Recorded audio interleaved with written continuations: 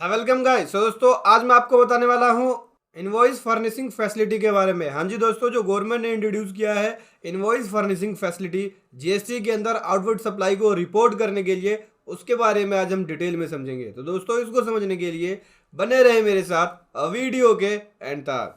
दोस्तों बात करने वाला हूँ इस नोटिफिकेशन के बारे में। नोटिफिकेशन नंबर 82/2020 जो कि 10 नवंबर 2020 को इशू किया गया है, जहाँ पे गवर्नमेंट के पास जो पावर है 164 के अंदर, उस पावर को यूज करते हुए यहाँ पे गवर्नमेंट ने इस नोटिफिकेशन को यूज किया है और यहाँ पे सीजीएसटी रूल के अंदर अमेंडमेंट कर दी है।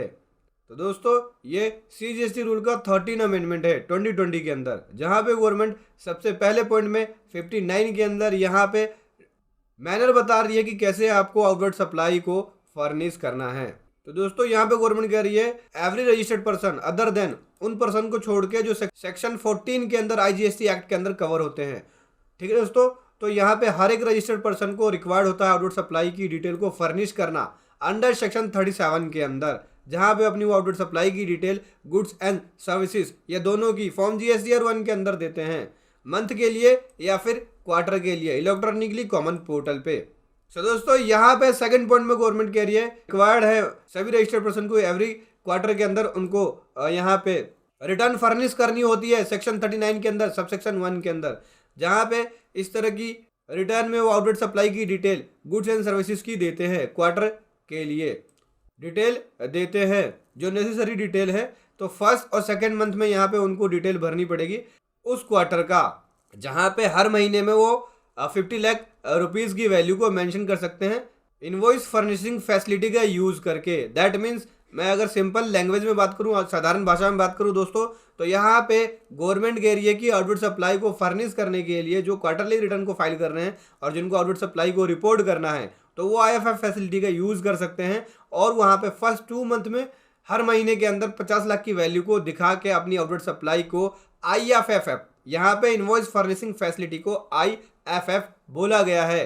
तो इनवॉइस फर्निशिंग फैसिलिटी का यूज करके यहाँ पे शुरू के 2 मंथ में अपनी आउटवर्ड सप्लाई को रिपोर्ट कर सकते हैं, लेकिन यहाँ पे उनको जो रिपोर्ट करनी होगी वैल्यू 1 तारीख से लेके हर महीने की 1 तारीख से लेके 13 तारीख तक टाइम मिलेगा। मतलब कि अगर आप अक्टूबर से दिसंबर वाला क्वार्टर ले रहे हैं या फिर जनवरी से मार्च वाला क्वार्टर ले रहे हैं, क्वार्टरली रिटर्न को फाइल कर रहे हैं, तो उस केस में आप आईएफएफ का यूज कर सकते हैं और जनवरी और फरवरी के अंदर आप अपने आईएफएफ के अंदर आउटवर्ड सप्लाई को डिक्लेयर कर सकते हैं 50 लाख तक की वैल्यू तक।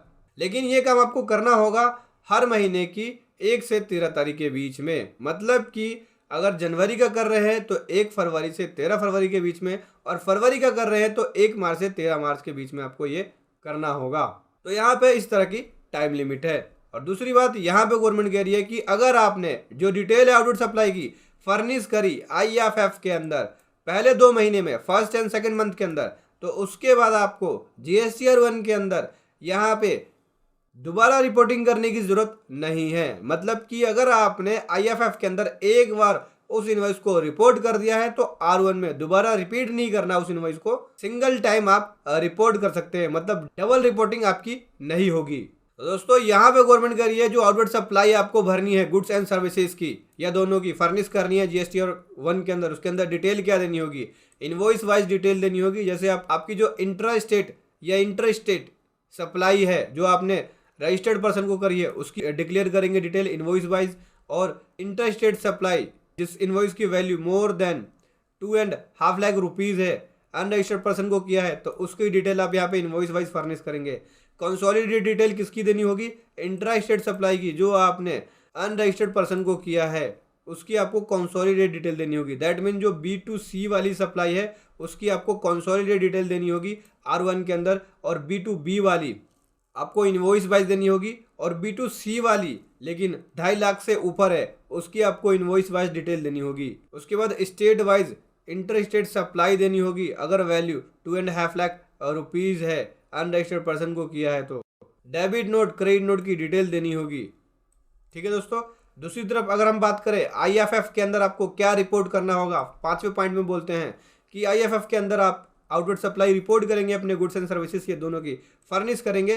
क्या क्या डिटेल देंगे, इनवॉइस वाइज डिटेल दे देंगे, इंटर या इंट्रा स्टेट सप्लाई जो आपने रजिस्टर्ड पर्सन को किया है, दैट मीन B2B सप्लाई को आप रिपोर्ट करेंगे इनवॉइस फर्निशिंग फैसिलिटी के अंदर। उसके बाद डेबिट नोट और क्रेडिट नोट जो भी आपने इशू किया है उसकी वैल्यू आप यहाँ पर रिपोर्ट करेंगे। इस इनवॉइस के अगेंस्ट आपने यहाँ पे डेबिट नोट या क्रेडिट नोट इशू किया है IFF के अंदर। इसका मतलब ये हुआ कि B2B सप्लाई जो आपकी इंट्रा स्टेट या इंटर स्टेट वाली है वो आपको रिपोर्ट करना होगा डेबिट एंड क्रेडिट नोट। तो देखते हैं गवर्नमेंट किस प्रकार से IFF को पोर्टल पे इंप्लीमेंट करती है और कैसे हम यहाँ पे आउटवर्ड सप्लाई को रिपोर्ट करते हैं IFF का यूज करके। तो दोस्तों चैनल के साथ जरूर बने रहे क्योंकि मैं इसी तरह आपके सामने वीडियो के माध्यम से अपडेट लाता रहूंगा। तो दोस्तों वीडियो कैसी लगी जरूर बताएं। Thank you so much. जय हिंद, वंदे मातरम।